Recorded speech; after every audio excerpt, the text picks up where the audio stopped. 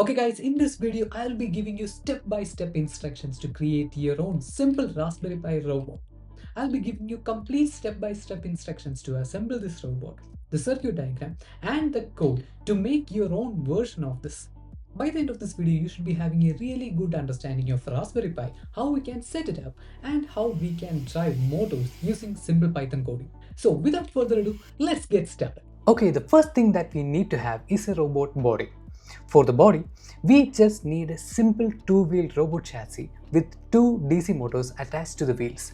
We can buy a low-cost kit online or build one yourself from a plate, two gear motors and a caster wheel. The idea is very basic. We control two motors to move the robot. Here is how the movement works. If both motors spin clockwise, the robot goes forward. If both spin counterclockwise, it goes backward. If the left motor runs and the right stops, it turns right. If the right motor runs and the left stops, it turns left. That's all we need for 4 directions. We will be connecting these motors to a simple motor driver, and this motor driver will be controlled by a Raspberry Pi. And we'll be using a Raspberry Pi Zero. This gives us Linux, Wi-Fi and Python on one tiny board, so we can write richer programs that control the robot directly from our keyboard. We'll be explaining everything in detail, but if you are a beginner in Raspberry Pi and want to learn more about Raspberry Pi, make sure you check out our playlist where we explained everything from beginner step-by-step instructions to setting up personal cloud environments. In order to drive the motors, we use an L293D motor driver between the Pi and the motors. The L293D has two internal H bridges, which means it can control two separate DC motors independently. Each motor uses two input pins to control the direction and one enable pin to control the speed. For motor directions, we connect GPIO17 and GPIO27 to the input pins of motor 1 and GPIO23 and GPIO24 of Raspberry Pi to the input pins of motor 2. By setting these pins high or low, we decide whether a motor spins clockwise or anti-clockwise direction. For speed control, we use enable pins of L293D. For that, GPIO12 is connected to enable 1 of left motor and GPIO13 is connected to enable 2 for the right motor. These pins support hardware pulse width modulation, so we can smoothly control motor speed by changing the duty cycle in the Python code itself. Now here is the most important part. The motors need more voltage and current than Raspberry Pi can provide. So we use a separate power input for motors. In this circuit, the motor supply voltage, also called Vs, on the L293D comes from the battery or external power source directly. To protect the Raspberry Pi and logical part of the circuit, we use a 5-volt voltage regulator. The regulator takes higher input voltage and converts it into a stable 5 voltage. This regulated 5 voltage is connected to the 5-volt pin of Raspberry Pi Zero and the VSS or the pin 16 of the L293D, which powers the internal logic of the motor driver. These are the main parts of our circuit. You can assemble the whole circuit in a breadboard, and then if you want, you can perform different tests with different codes with the Raspberry Pi. Once everything is confirmed to be working fine, you can use it as such with the breadboard, or if you want, you can create your own PCBs. PCBs are neat, tidy and helps to get rid of all the nasty wires hanging around. And this is the PCB that I built for the same circuit.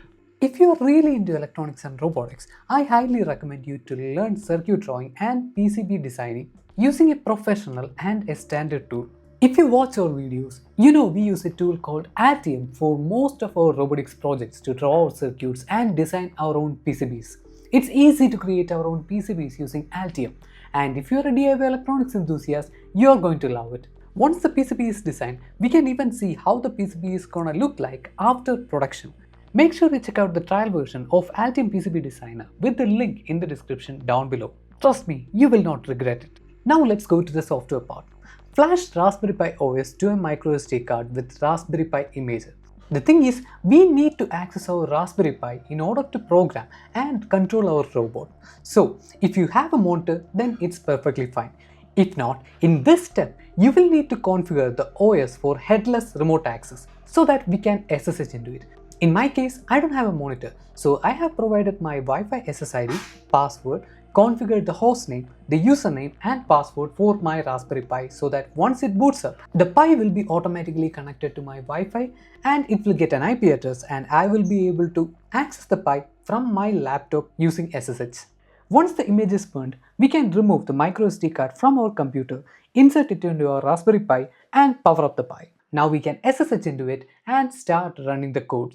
By the way, you will find complete codes and instructions in the description down below so that you can simply copy paste to your Raspberry Pi and start running it.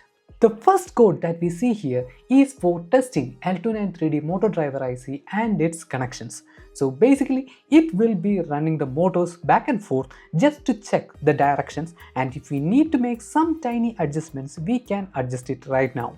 So for that, first I run the test script.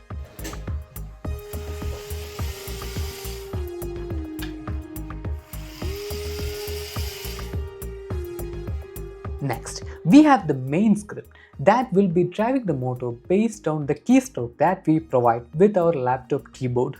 Let's quickly understand the Python code used to control the robot. At the top, we import required libraries. RPi GPIO is used to control the Raspberry Pi GPIO pins, time is used for delays, and in the keyboard version, we use the cursors to read key presses. Next, we define the GPIO pins for the motor driver. 2 pins are used for each motor to control the direction, and 1 enable pin is used for speed control using pulse width modulation. In the setup function, we set all these pins as output and start pulse width modulation on the enable pins. This allows us to control the motor speed smoothly. The stop function is very important. It turns off pulse width modulation and sets all motor pins to low, so the robot stops safely. The forward, backward, left and right functions simply change the GPIO pin states to move the robot in different direction. In the testing script, these movement functions run one after another so we can check if the wiring and motor directions are correct. In the keyboard control script, the arrow keys call the same movement function. If no key is pressed, the robot stops. And guys, that's our Raspberry Pi Zero robot. The best part is the Pi makes upgrades easy. We can add an ultrasonic sensor for obstacle avoidance, a line sensor, a tiny web dashboard or camera stream. Tell me in the comments which upgrade you want next and subscribe so you don't miss it.